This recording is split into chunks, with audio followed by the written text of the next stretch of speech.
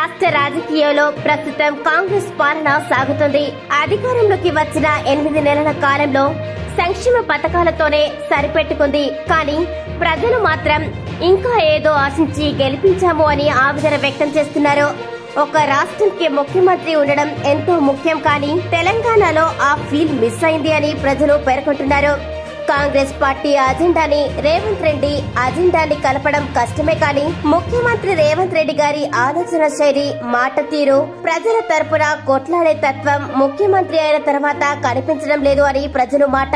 అధికారం మార్చగలిగారు, కానీ ప్రజలు పెట్టుకున్న ఆశల్ని విననట్టుగా ఉంది అనేది వాస్తవం. గత 10 సంవత్సరాలుగా భారతీయ రాష్ట్ర సమితి పార్టీ అధికారంలో ఉంది. అప్పుడు కేసీఆర్ గారు ముఖ్యమంత్రి అని అందరికీ తెలుసు. ఆయన ఒక రాష్ట్రానికి ముఖ్యమంత్రిగా ఉన్నారు అని ఒక క్లారిటీ ఉండేది. కానీ ఇప్పుడు మాత్రం రేవంత్ రెడ్డి గారు ముఖ్యమంత్రి అంటే ఎవరికి ఒక పట్టాన ఎక్కడం లేదు. ముఖ్యమంత్రి గారు తీసుకునే నిర్ణయాలు అవి రేవంత్ రెడ్డి గారివా లేక అధిష్టానం నిర్ణయించినవా అనేది స్పష్టంగా లేదు. ఎందుకంటే కాంగ్రెస్ పార్టీ సిద్ధాంతాలు కేవలం ప్రజలకి సంక్షేమ పథకాలు ఇస్తే చాలు, వారిని మన చుట్టూ తిప్పుకుంటే మన దగ్గరే ఉన్నారన్న భావన ఉండేది. కానీ ఒక్కొక్కసారి రేవంత్ రెడ్డి గారు ఆ భావన ప్రజల మనసులోంచి తీసివేస్తున్నారా అనేది కాసేపు అనిపించినా మళ్లీ అవే తరహాలో అధిష్టానం ఏది చెబితే అది తూచా తప్పకుండా పాటిస్తున్నారు. ముఖ్యమంత్రి గారు కాంగ్రెస్ పార్టీలో ముఖ్యమంత్రి ఉన్నారు అని అంటే వారి సొంత ఆలోచనలు వదిలేసి అధిష్టానం చెప్పిన ఒక పప్పేటలాగా వివరించడం అనేవి సాంప్రదాయం. అది అందరికీ తెలిసిందే, కొత్తగా చెప్పనవసరం లేదు.